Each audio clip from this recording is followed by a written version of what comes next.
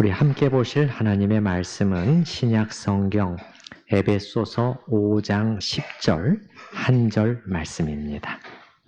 주를 기쁘시게 할 것이 무엇인가 시험하여 보라. 아멘. 이 말씀은 한 문장이지만은 아주 중요한 원리를 담고 있지요.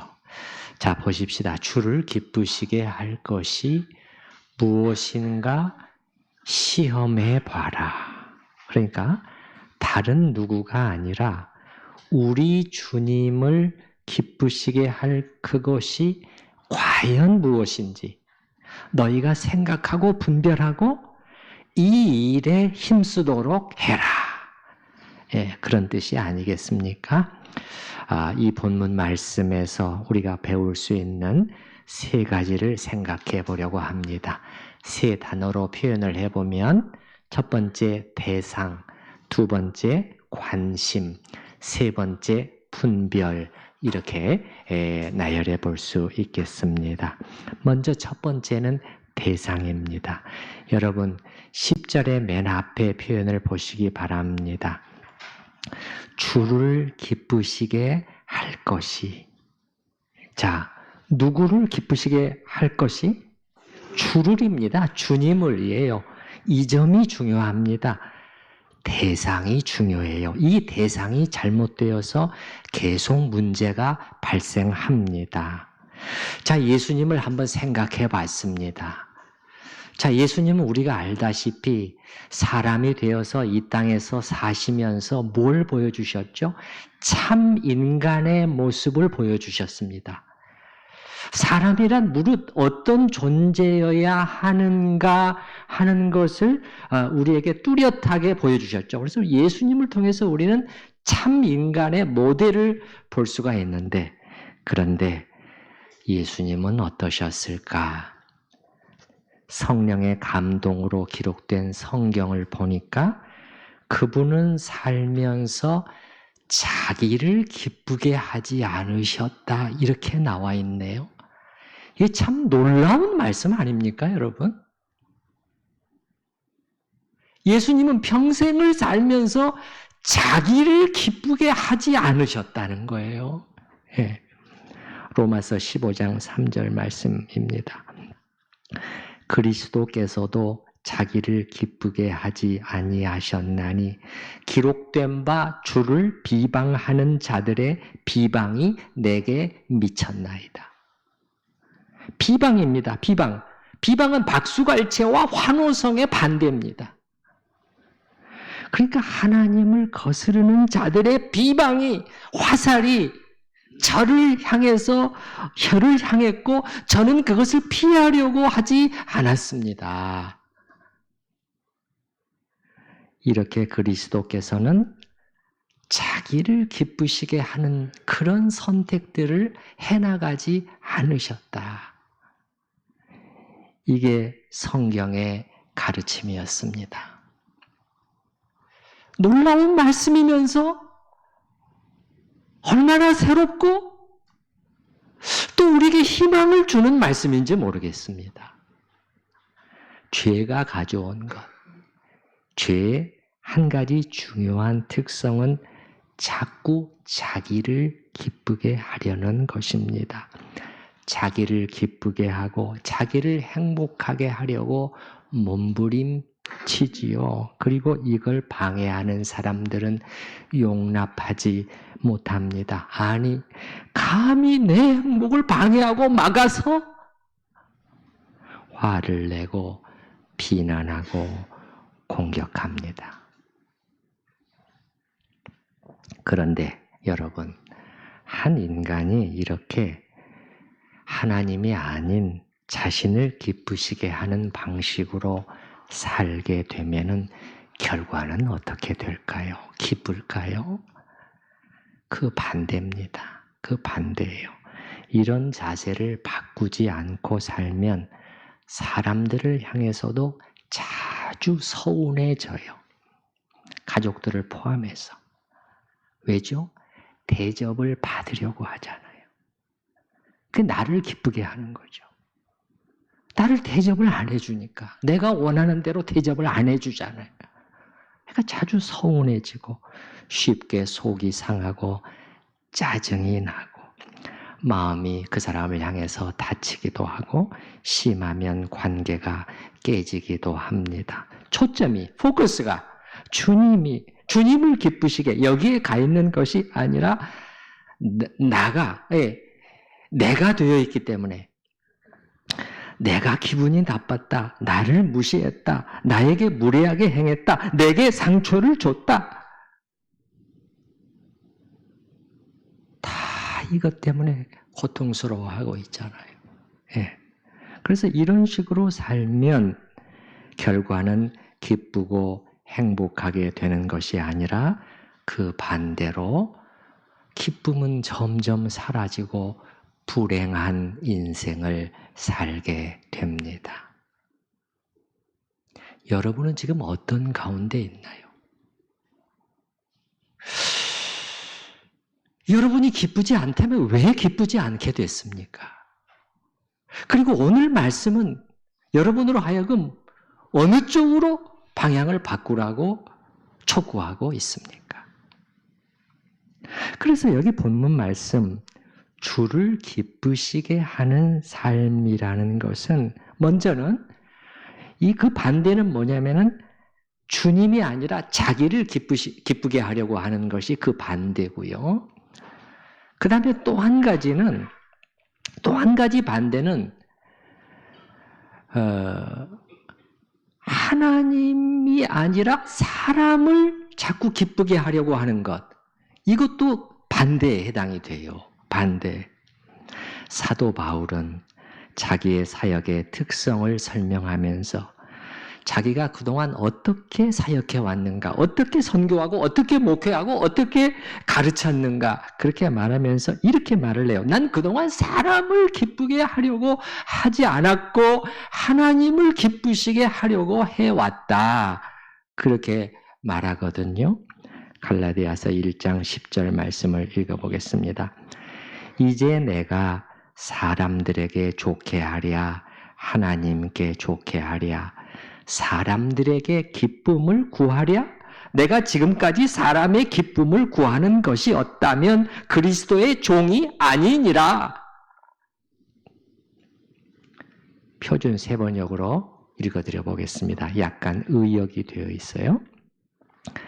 내가 지금 사람들의 마음을 기쁘게 하려 하고 있습니까? 아니면 하나님의 마음을 기쁘시게 해드리려 하고 있습니까? 아니면 사람의 환심을 사려 하고 있습니까? 내가 아직도 사람의 환심을 사려 하고 있다면 나는 그리스도의 종이 아닙니다. 그리스도의 종이 아니다. 자격이 없다는 뜻이에요. 이 말씀에 따르면 어떤 사역자가 이런 식으로 사람을 기쁘게 하고 자꾸 사람의 비위를 맞춰주려고 하고 사람에게 아부하는 식으로 일을 하고 사람들을 자꾸 띄워주고 그렇게 일을 한다면 그 사역자는 그리스도의 종의 자격이 있다, 없다? 없다는 말씀이에요. 그러므로 어떤 교회가, 모든 교회가 다 그렇습니다. 그들의 교역자를 결정하고 청빙하려고 할 때 담임 목사는 말할 필요도 없고 부교역자들도 포함해서 그럴 때 주의 깊게 살펴봐야 할 점은 이 목회자가 어떤 성향을 지니고 있는 사람인가, 그거를 볼 필요가 있어요. 그가 말씀을 전하고 가르치고 교회를 이끌고 필요한 결정을 해 나갈 때 하나님을 가장 먼저 생각하는, 그러니까 좀 쉽게 말하면은 사람의 눈치를 보는 것보다도 하나님의 눈치를 더 보는 그런 사역자인가, 그거를 봐야 되는 것이에요. 그런 사람이 목회자로 오게 되면 교회와 교인들을 복되게 하는 결과가 오게 됩니다. 이스라엘의 경우를 생각해 봐도 알 수가 있는데요. 요시야 임금, 유명한, 말하자면 구약 이스라엘 세계에서 종교개혁을 단행한 사람 아닙니까? 그가 그런 대개혁을 일으켰을 때 결코 쉬웠다고 생각하지 않습니다. 당시 상황을 잘 보면은 백성들이 한마디로 우상에 찌들어 있었구나. 아니 어떻게 이렇게 나라에 온 구석구석까지 심지어 하나님을 섬기는 성전 한 중앙에까지 저 고위 관료들서부터 시작해서 저 일반 백성들에 이르기까지 완전히 우상에 찌들어 있었어요. 그의 조부인 므낫세 때 특히 이게 강화가 됐어요. 그게 지금 그들이 이어져 오고 있었던 것입니다. 그러니 이런 상황은 무슨 말이냐? 개혁에 대한 저항이 만만치 않았을 것이라는 것이에요. 여러분, 한 나라의 임금도 민심을 잃으면 백성들이 등을 돌리면 이건 간단치 않아요. 그런 상황에서는 어떻게 모반이 일어날 가능성이 매우 높아지는 거예요. 그런데 요시야의 개혁 작업은 단호하고 과감했어요. 그가 사람의 눈치를 봤다면 도저히 그렇게 할 수 없었을 텐데 말이죠. 오직 그는 하나님을 기쁘시게 하고자 사실은 대결단을 내렸다는 것을 알 수가 있는데, 그럼 그 전에 뭐가 있었죠? 옷을 찢었잖아요. 응? 성전을 청소하다가 성전을 깨끗게 하다가 발견된 율법책을 하나님의 말씀책을 들고 와서 다 읽으니까 왕 앞에서 읽으니까 왕이 그냥 도저히 견딜 수가 없어서 자기 옷을 찢고 통곡했다. 회개의 눈물이었죠. 회개의 눈물.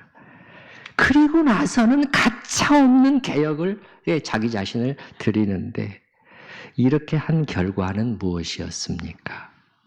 이스라엘 나라가 정결해지고 회복되고 백성들이 한 마음으로 모아지고 그들이 하나님을 중심으로 즐거이 유월절을 지키고 나라가 견고히 세워지는 일이 있었지 않습니까?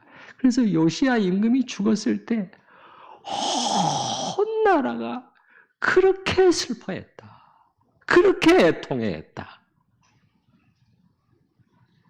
이렇게 사람의 눈치를 보지 아니하고 오직 하나님을 기쁘시게 하려고 하는 지도자가 결국 공동체의 유익을 가져다 줍니다. 이게 첫 번째입니다. 대상이에요. 기쁘게 해야 할 대상을 잘 가려야 된다는 것이고, 두 번째는 관심입니다. 관심사예요. 자, 여러분 그 다음 10절의 그 다음 표현을 보시기 바랍니다. 주를 기쁘시게 할 것이 무엇인가? 그게 무엇인가? 이걸 자꾸 물으라는 거예요. 그게 과연 무엇일까? 여러분도 이렇게 사실 수 있기를 바라요. 예. 내 주님을 기쁘시게 하는 일, 그 일들이 뭐지? 그 일들이 뭐지? 여러분들이 자꾸 생각이 이쪽으로 가야 돼요. 이쪽으로. 다른 무엇보다도 이것을 고민하려고 하셔야 돼요. 여러분의 고민 덩어리는 무엇입니까? 물론 우리를 고민하게 하고 걱정하게 하는 일들이 너무너무 많지만 가장 크게 고민해야 돼요. 생각을 하려고 생각을 이쪽으로 자꾸 돌려야 되는 일이 이거예요. 그러니까 다른 말로 하면 주님을 기쁘시게 하는 것이 뭐지? 거기에 관심이 가 있어야 된다는 것이죠. 관심이에요. 다시 예수님을 생각해 보십시다. 예수님의 마음, 예수님의 생각, 예수님의 관심사, 그건 어디에 가 있었을까? 예수님이 아주 한마디로 딱 잘 표현을 해주셨는데, 내 양식은 바로 이거야. 제자들이 무슨 말씀인가? 다들 배가 고팠어요. 한동안 음식을 먹지 못했는데. 제자들이 음식을 구하러 갔다 오는 시간이 많이 걸렸단 말이에요. 한참 만에 돌아왔어요. 여러분, 우리가 한 끼, 두 끼만 굶어도 음식이 눈앞에 보면 정신이 없어지잖아요, 사실은요. 그게 몸을 가진 인간이기 때문에 그렇잖아요. 그 예수님 드십시오, 선생님 드십시오 하니까는 예수님이 하신다는 말씀이 나한테는 너희들이 알지 못하는 음식이 따로 있어요. 제자들이 아니 그 사이에 누가 음식을 잡수실 것을 갖다 드렸나? 그때 예수님이 이렇게 말씀하시잖아요. 예수께서 이르시되 나의 양식은 나를 보내신 이의 뜻을 행하며 그의 일을 온전히 이루는 이것이니라. 이게 도대체 무슨 말씀이에요? 아버지의 뜻을 행하는 것이 예수님의 양식이라고 예수님께서 말씀하신단 말이에요. 무슨 말이냐면은, 그러니까 나를 보내시니 그 하나님의 기뻐하신 뜻, 그것을 행하는 것이 나의 음식이다. 마치 배고픈 사람에게는 음식 생각이 간절한 것처럼 예수님의 그 생각이 늘 이쪽에 가 있었다는 것이죠. 어떻게 하면 아버지의 뜻을, 기뻐하신 뜻을 나의 삶을 통해서 온전히 이루어내고 마칠 수가 있지. 그의 일을 온전히 이루는 이것이니라. 끝마치는 거죠. 끝마쳐야 돼. 그래서 예수님은 여기에 배고파 하셨다는 거죠. 쉽게 말하면. 배고파 하셨어요. 굶주려 하셨어요. 아침에 일어나서부터. 그리고 아버지의 뜻을, 기뻐하시는 뜻을 행할 때마다 그 배가 부르셨다는 거 아니겠습니까? 영혼의 배가 부르셨다는 것이지요. 큰 만족감이 예수님에게 찾아왔어요. 이렇게 사실 수 있었던 한 가지 비결은 뭘까요? 그만큼 하나님을 아셨기 때문이겠죠. 예수님이 기도하셨잖아요. 요한복음에서 세상은 아버지를 알지 못하여도 저는 아버지를 알고 있습니다. 그 아버지를 아셨기 때문에 그분이 우리의 사랑과 순종을 받기에 합당하신 분이라는 것을 또한 아셨죠. 그러한 것이 이러한 동기부여가 되는 것이지요. 그래서 제자들에게 요한복음에서 예수께서 이 말씀이 사마리아 여인과 만났을 때 주신 말씀이잖아요. 이 가르침을 통해서 예수님은 무릇 인간이란 어떤 자세로 마음가짐으로 살아야 하는가를 교훈해 주신 것입니다. 이게 지금 그거예요. 주를 기쁘시게 할 것이 그게 무엇인가? 그게 무엇일까? 늘 묻고 있느냐. 그리스도인이란 정말 거듭난 사람이라면 그의 관심사가 이동이 된 사람, 그의 삶의 목적이, 방향이 이렇게 이동이 된 사람이에요.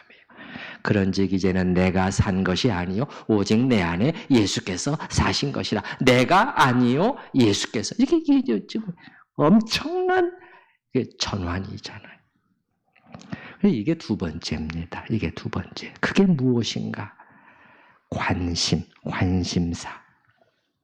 세 번째는 분별입니다. 분별. 여러분, 그 다음 마지막 단어를 보시기 바랍니다. 그게 무엇인가? 모해보라.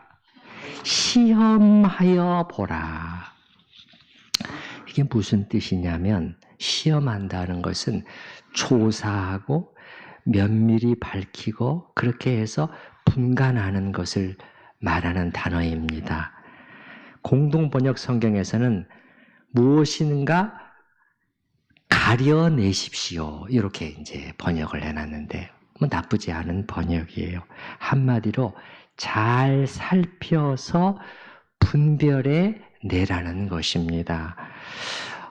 이 시험하라는 이 단어가 로마서 12장 2절에서도 사용되고 있는데 너희는 이 세대를 본받지 말고 오직 마음을 새롭게 함으로 변화를 받아 하나님의 선하시고 기뻐하시고 온전하신 뜻이 무엇인지 분별하도록 하라. 이 분별하도록 하라는 단어가 여기 나와 있는 시험해라라는 거하고 똑같은 단어예요. 그러니까 이 사도 바울은 너희가 분별해내라는 거예요. 분간해내라는 것입니다. 우리가 이렇게 가려내지 않으면 엉뚱한 곳에 이 낭비가 될 수가 있잖아요. 시간과 에너지와 재물이. 예. 아니 이단에 빠진 사람들 보면 그렇게 열심이고 그렇게 헌신하지만은 이 완전히 잘못된 일에 헌신하는 거잖아요. 이렇게 이단에 빠지는 것 같은 큰 일이 아니라고 하더라도 우리는 살아가면서 여러 가지 결정들을 해나갈 수밖에 없거든요. 그럴 때 자꾸 분별해내야 됩니다. 어떤 것이 주님의 마음에 더 합한 결정인가? 이쪽은 아니네. 이쪽은 아니네. 저쪽이구나. 저게 맞구나. 내가 하고 싶은 것이 아니에요. 내가 뭘 원하느냐, 원하지 않느냐, 그게 아니라는 거예요. 뭐가 주님을 기쁘시게 하는 선택이냐? 내가 원하고 원하지 않는 것을 둘째로 미뤄야 된다는 거예요. 그 예를 들면 우리가 지난번에 봤지 않습니까? 여기 8절 말씀을 한번 보면은요. 위에 8절. 그 맨 뒤에 표현을 보시게 되면 빛의 자녀들처럼 행하라. 이렇게 나와 있었잖아요.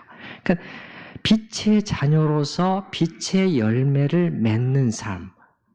이게 주님을 기쁘시게 하는 삶 아닙니까? 예를 들어 봤죠. 우리가 살펴봤습니다. 영적으로 잘 무장되어 속임을 허용치 않는 거. 자꾸 속임을 영적으로 무지해가지고 자꾸 속임을 허용하는 것, 이건 주님을 기쁘시게 하는 삶이 아니에요. 프로이트가 이렇게 말을 했다? 그래서 그게 옳은가 봐. 이게 도대체 분별을 못하고 있잖아요. 주님을 기쁘시게 하는 삶이 아니죠. 또 순종의 자녀들. 하나님께 순종할 뿐만 아니라 보이는 사람에게도 자기 위의 권위자, 리더에게 자기 마음에 들든지 안 들든지 순종하는 것이 이것이 주님을 기쁘시게 하는 삶이요 선택인 것이죠. 또 분리된 삶이라고 말씀드려요. 분리된 삶. 위에 7절 아닙니까? 7절. 그러므로 그들과 함께하는 자가 되지 말라. 공간적인 분리가 아니라 영적인 분리라고 말씀을 드렸잖아요. 예수 없는 사람들의 삶의 방식을 그대로 따라가는, 동화돼가지고 그렇게 것이 아니라, 그건 주님을 기쁘시게 하는 것이 아니라는 거예요. 그들로부터 분리되어 순결한 주님의 백성으로 살아가는 것. 또 9절도 봤습니다. 9절도 빛의 열매는 모든 착함, 선을 베풀고 자비로운, 또 의롭고 진실한 삶이죠. 진실함. 이중적이고 거짓된 삶이 아니고요. 이런 그 하나님의 말씀의 기준에 따라서 자꾸 이제 분별해내는 거 아닙니까? 그래서 사도가 말하는 것은, 시험하여 보라는 것은 너희 자신이 이 일을 하라는 거. 어떻게 보면 공을 이제 사도는 우리에게 넘겨주고 있는 셈이에요. 자, 이 원리를 주님을 기쁘시게 하는 삶을 살라고 나는 여러분에게 분명히 말을 해줬습니다. 이 대상을 분명히 하고 늘 관심을 가지고 난 분명히 말해 주었습니다. 이제 실제적인 상황들 속에서 이 원리를 적용하며 살아야 할 것은 여러분 자신입니다. 그건 내가 해줄 수 없습니다. 그래, 그런 거죠. 왜냐하면 각자 만나는 상황은 여러 가지잖아요. 다 달라요. 매일같이 생깁니다. 매일같이 생겨요. 내가 지금 이 상황, 이 문제에서 이쪽으로 할 것인가, 저쪽으로 할 것인가를 결정해야 되는데, 내가 좋고 싫고는, 사람의 마음에 들고 안 들고는 그건 둘째가 아니지. 둘째잖아. 과연 하나님이 이 순간 내가 어떤 선택과 결정을 하는 것을 기뻐하실까? 네. 그래서 각각의 경우에 여러분 자신이 그걸 잘 살펴서 분별해 내야 하는 거지요. 큰 결정은 말할 필요도 없고 작은 결정과 선택이라고 해도 그렇습니다. 그걸 물어야 돼요. 함께 교회 일을 해나가는 과정에서도 예를 들어서 재건축이라는 중요한 일을 앞에 두고 우리가 함께 상의하며 결정해 나가는 과정 속에 있지 않습니까? 그래도 TF를 꾸려서 지금 하고 있는 것도 그거잖아요. 예. 그런데 내 의견이 반드시 옳아. 나는 저 방안에는 절대 동의 못해. 그렇게 하지 말고 주님께 물으라는 거예요. 주님께 물으라는 거예요. 주님, 제 생각은 이렇지만 이렇게 확신하지만 저는 너무 분명해요. 저한테는 보입니다. 그러나 저와 다른 생각을 가진 교우들이 적지 않은데 그러면 지금 이런 상황 속에서 제가 어떻게 하는 것이 주님을 기쁘시게 하는 행동이요? 말입니까? 이렇게 우리가 분별을 자꾸 해나가는 시험하여 봐야 된다라는 사도의 가르침이 이런 뜻입니다. 그래서 오늘 말씀을 통해서 세 가지를 우리가 살펴봤습니다. 첫 번째는 대상이었습니다. 누구를 기쁘게 할 것인가를 잘 알아야 된다. 두 번째는 관심이었습니다. 우리의 마음의 관심이 늘 거기에 가 있어야 된다. 세 번째는 분별이었습니다. 우리 자신이 각자의 구체적인 상황 속에서 자꾸 분별해내는 그러한 훈련을 하는 게 필요하다는 것입니다. 이런 자세로 살라고 사도는 그의 사랑하는 에베소 성도들에게 권면하고 있습니다. 그리고 여러분 한번 상상해 보시기 바랍니다. 한 명의 신자가 이런 자세로 살면 어떻게 자꾸 우울해질까요? 아니면 그 반대일까요? 저는 반대라고 생각해요. 그렇게 살면, 오늘 이 말씀대로 살면 주님만 기쁘신 것이 아니라 자기에게도 기쁨이 찾아듭니다. 이유를 얼른 두 가지만 제가 한번 생각해 볼게요. 첫째는 마가복음 8장 35절 읽어보겠습니다. 누구든지 자기 목숨을 구원하고자 하면 잃을 것이요 누구든지 나와 복음을 위하여 자기 목숨을 잃으면 구원하리라. 그게 무슨 말입니까? 누구든지 자기 목숨을 구원하고자 하면, 이게 오늘 버전으로 바꿔보면은 누구든지 자기를 기쁘게 하고자 하면 그거 못 얻을 것이라는 거잖아요. 반대로 자기 목숨을 잃으면, 이 말은 무슨 말이에요? 자기 기쁨과 행복을 포기하고 주님을 기쁘시게 하는 선택들을 해나가게 되면은 오히려 너는 그것을 얻게 될 것이다 라는 주님의 이 역설적인 진리 아닙니까? 두 번째, 우리가 또 기뻐질 수밖에 없는 것은 내 안에 계신 성령께서 기뻐하시기 때문에 그렇죠. 여기 오늘 단어에서 주를 기쁘시게 한다 이렇게 나와 있잖아요. 이 단어가 매우 매우 기뻐하신다는 뜻이에요. 연락하신다는 거죠. 예, 마음에 흡족해 하신다는 거죠. 그러면 여러분 안에 계시는, 거하시는 성령께서 이렇게 기뻐하시는데 어떻게 여러분이 기쁘지 않을 수 있겠습니까? 표정부터 달라지는 것이죠.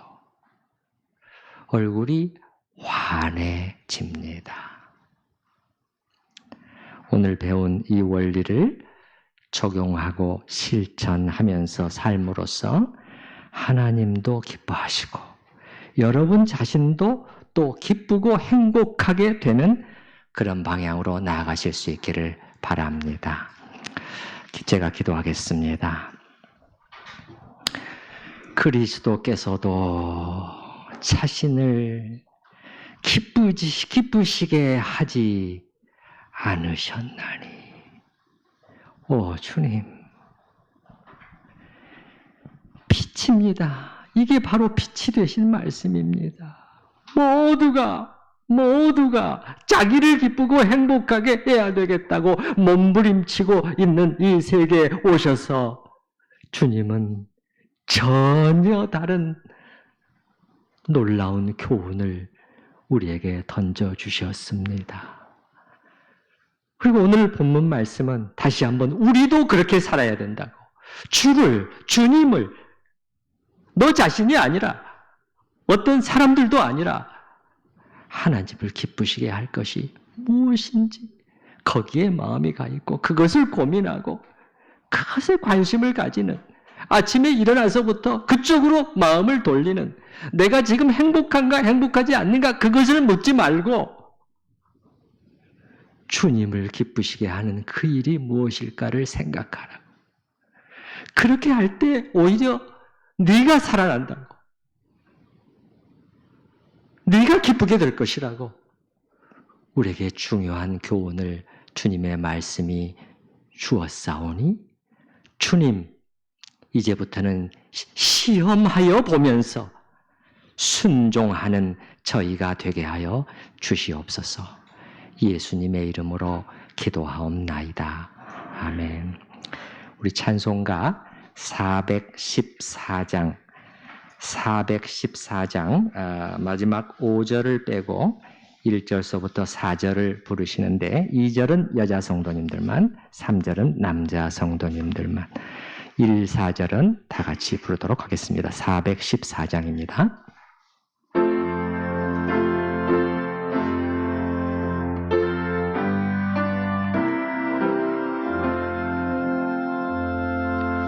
이 세상은 요란하라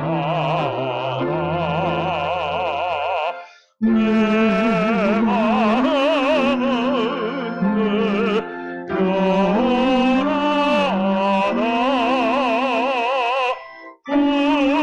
주의 뜻 준행하면 참 기쁨이 내 것일세. 여자분들만.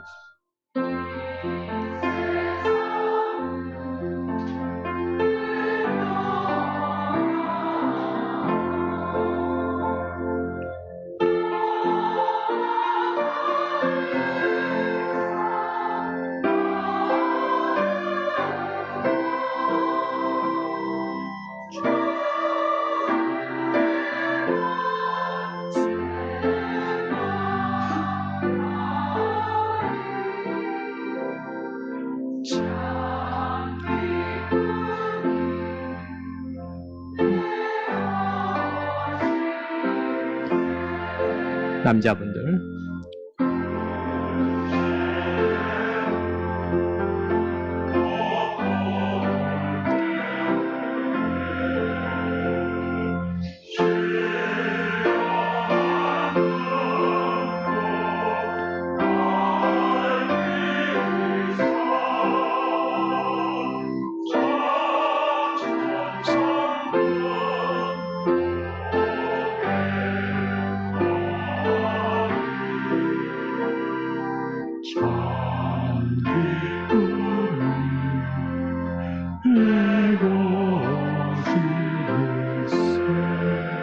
같이 내 마음과 내 영혼이 모든 욕심 다 버리고 주 은혜로 성령하니